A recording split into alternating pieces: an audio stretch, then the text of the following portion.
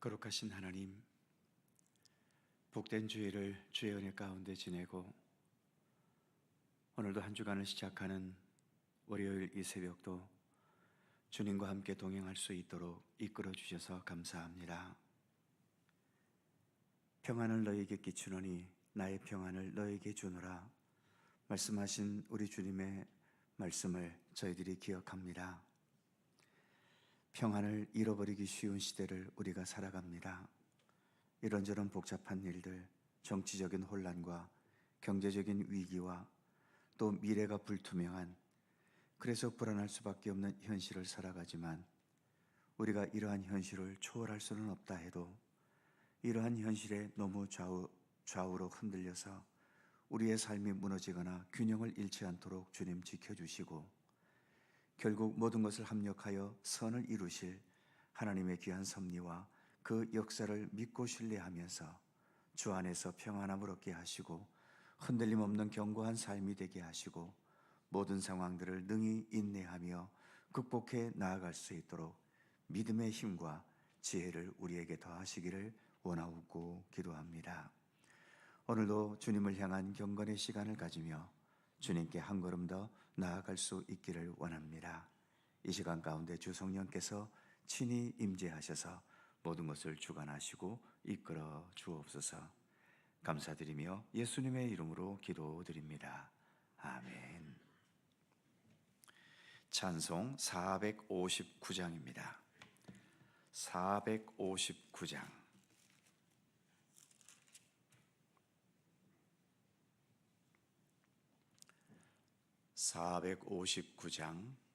함께 찬송합니다. 누가 주를 따라 섬기려는가? 누가 죄를 떠나 주만 따를까? 누가 주를 섬겨 남을 구할까? 누가 주의 뒤를 따라가려나?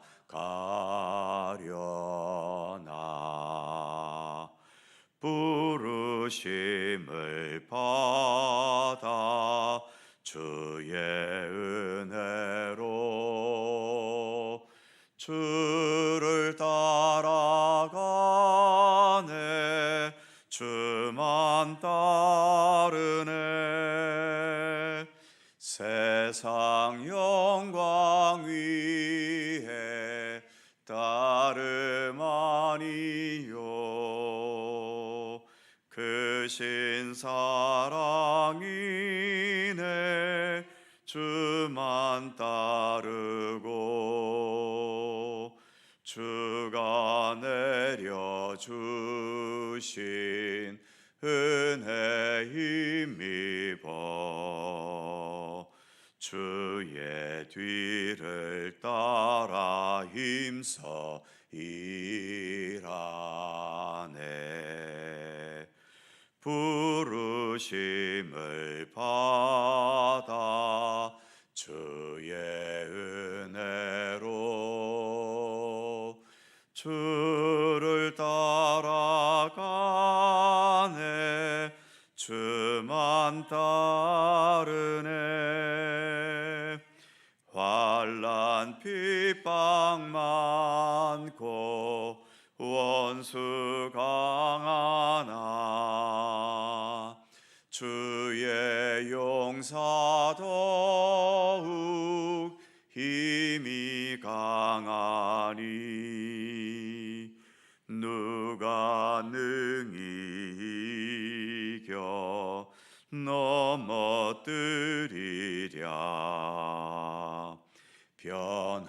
변함없는 진리 승리하리라.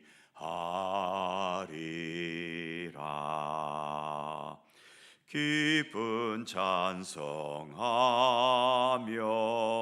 주의 은혜로 주를 따라가네, 주만 따르네.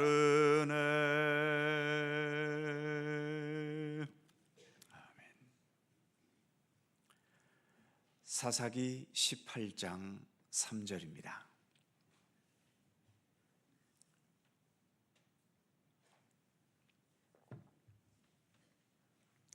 사사기 18장 3절에서 6절까지의 말씀입니다. 교독하지요. 제가 먼저 3절 읽습니다. 그들이 미가의 집에 있을 때에 그 레위 청년의 음성을 알아듣고 그리로 돌아가서 그에게 이르되 누가 너를 이리로 인도하였으며 네가 여기서 무엇을 하며 여기서 무엇을 얻었느냐 하니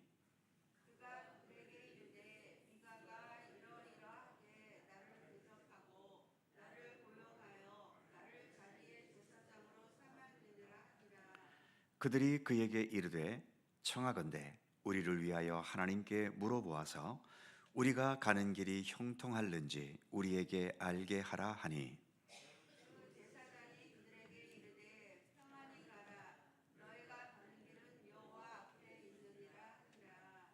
아멘.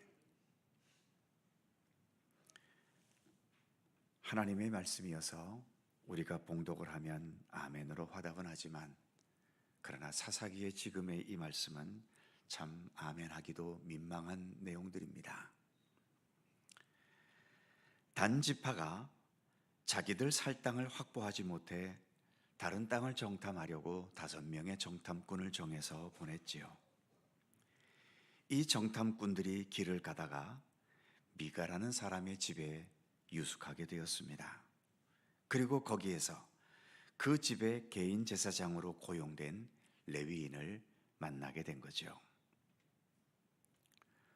오늘 본문 4절을 보면 이 레위인이 이렇게 말합니다. 그가 그들에게 이르되 미가가 이러이러하게 나를 대접하고 나를 고용하여 나를 자기의 제사장으로 삼았느니라 하니라. 이 레위인은 솔직하게 자기가 한 개인에게 고용된 제사장임을 밝혔지요. 아마 이 레위인 스스로도 나는 문제가 많은 사람이다 라고 인식을 하면서 이 말을 했는지 그런 의식도 없이 그냥 고용된 것이니까 고용되었다고 말하는 것인지는 알 수는 없지만 아무튼 이 레위 제사장의 이 말은 분명 많은 문제점이 있는 말인 거지요. 지난번도 말씀드렸던 것처럼 제사장은 한 개인에게 고용될 수 없기 때문입니다. 그런데도 이 정탐꾼들은 이 레위인이 진정한 제사장인지 아닌지 생각도 하지 않고 5절에 보면 이렇게 부탁하고 있죠. 그들이 그에게 이르되 청하건대 우리를 위하여 하나님께 물어보아서 우리가 가는 길이 형통할는지 우리에게 알게 하라 하니 마치 점쟁이에게 점을 보면서 미래의 일들을 알려는 것처럼 이 레위인에게 부탁하고 있는 거죠.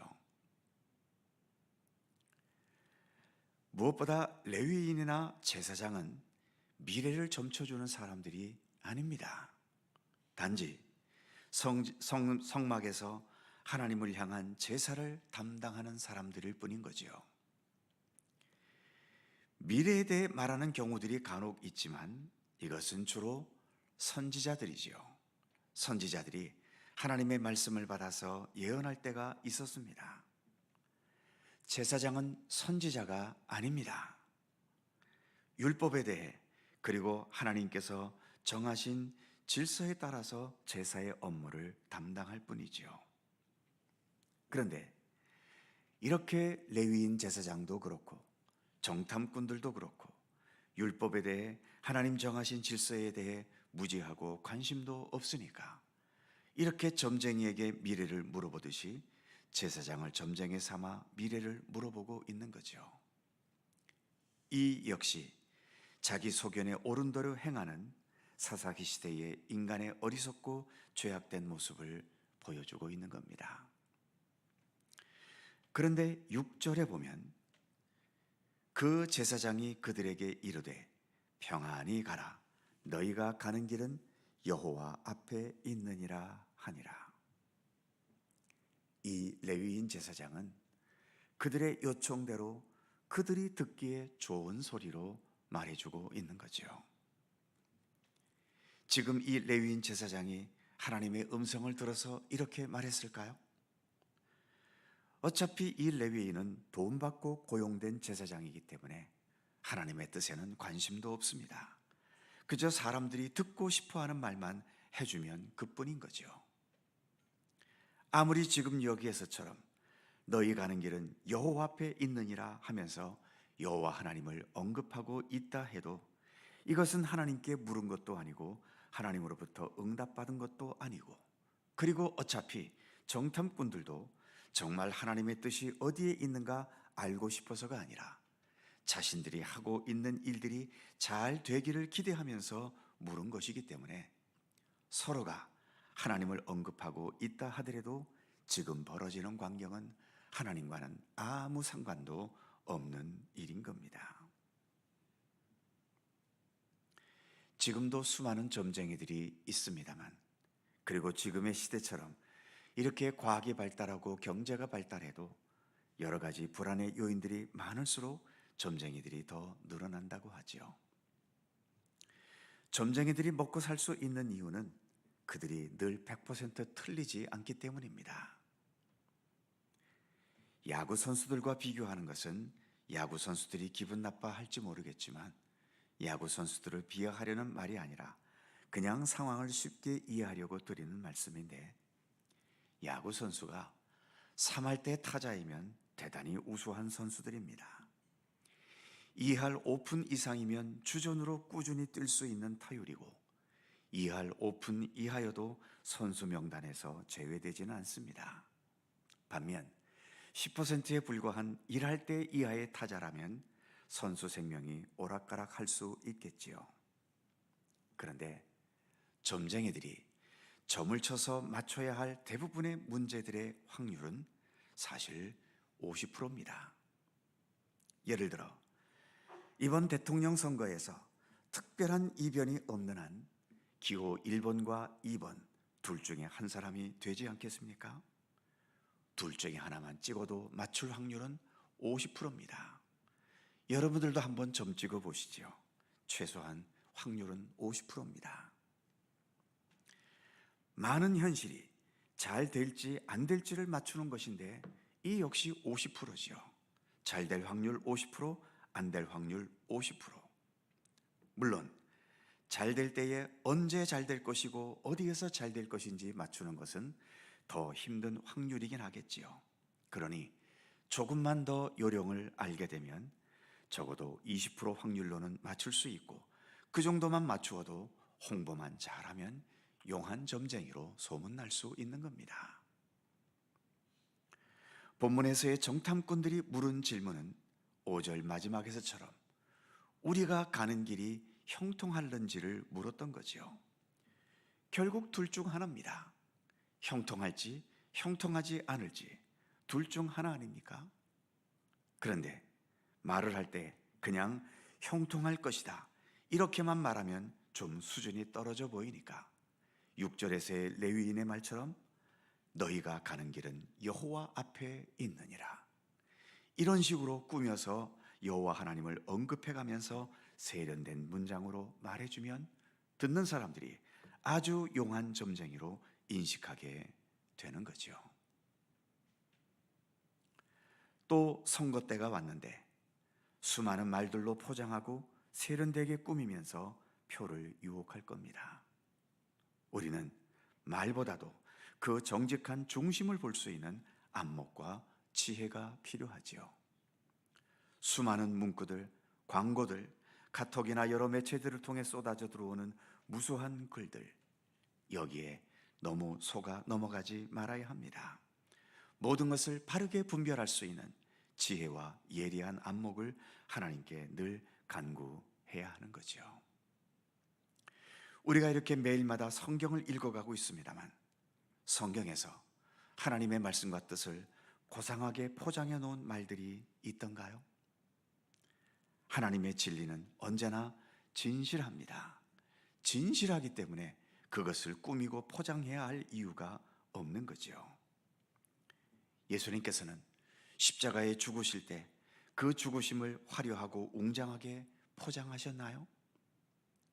부활하실 때 그 부활의 영광을 오색금빛 찬란한 것으로 꾸미셨나요? 가짜와 부실한 것들은 잘 보이기 위해서 많은 것을 거짓으로 꾸미고 장식하지만 진리는 장식도 꾸밈도 필요 없지요. 진리 그 자체로 무게와 또 역할을 충분히 감당할 수 있기 때문입니다. 우리가 믿는 하나님, 예수님, 성령님, 삼위일체 우리 하나님은 진리이십니다. 그러기에 장식할 것도 꾸밀 것도 없습니다. 있는 그대로 우리에게 말씀하시고 있는 그대로 이 역사를 주관해 가시고 있는 그대로 하나님의 뜻을 펼쳐 가십니다. 우리는 그 하나님을 믿습니다. 기도하겠습니다. 거룩하신 하나님, 거짓된 레위 제사장과 올바르지 못한 생각과 믿음을 가졌던 단지파의 정탐꾼들, 그들 사이에 이처럼 하나님께 묻고 하나님의 답을 주고 겉으로 보기에는 참 믿음이 있는 장면 같지만 그 내면을 들여다보면 하나님에 대해서는 전혀 관심이 없고 자기들의 뜻을 이루고 자기들의 이득을 얻는 것에만 관심이 있는 어둡고 또 이 답답한 장면을 우리가 사사기를 통해 이렇게 또 읽어가고 있습니다. 하나님, 우리의 믿음도 이러한 믿음이 되지 않기를 늘 우리가 스스로 조심할 수 있도록 지켜주시옵소서. 주여 주여를 언급한다고 해서 그게 믿음은 아니지 않습니까? 교회당 성전을 부지런히 밟는다고 해서 뜰을 밟는다고 해서 그것이 내가 진정한 믿음이라는 증거는 될 수 없지 않겠습니까?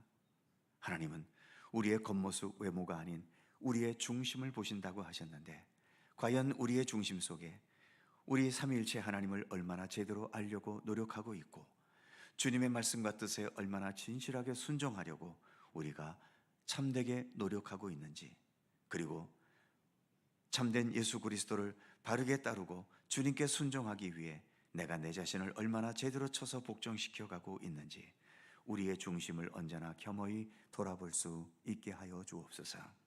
사사기 시대처럼 하나님은 부지런히 언급하고 여호와 하나님의 뜻을 묻는다는 이런 행동도 있지만 그 속에는 전혀 하나님과 상관없는 것처럼 우리들의 믿음도 겉으로는 열심히 있어도 속에서는 내 욕심만이 있는 그러한 모습이 아닌 항상 우리의 중심 속에 주님을 향한 진실한 열정과 믿음의 중심과 주님께서 모든 것을 온전히 주관해 가시는, 그래서 내 모든 주도권을 오직 주님께 내어드리는 그러한 진실한 믿음의 모습으로 살아갈 수 있도록 언제나 우리 가운데 함께하여 주옵소서. 오늘도 새날을 우리에게 허락해 주셔서 감사합니다. 오늘도 믿음의 사람으로 살게 하시오니 어떠한 일들을 만나도 주님과 동행하게 하시고 주님의 뜻을 먼저 앞세울 수 있는 주님의 백성들 되게 하여 주옵소서.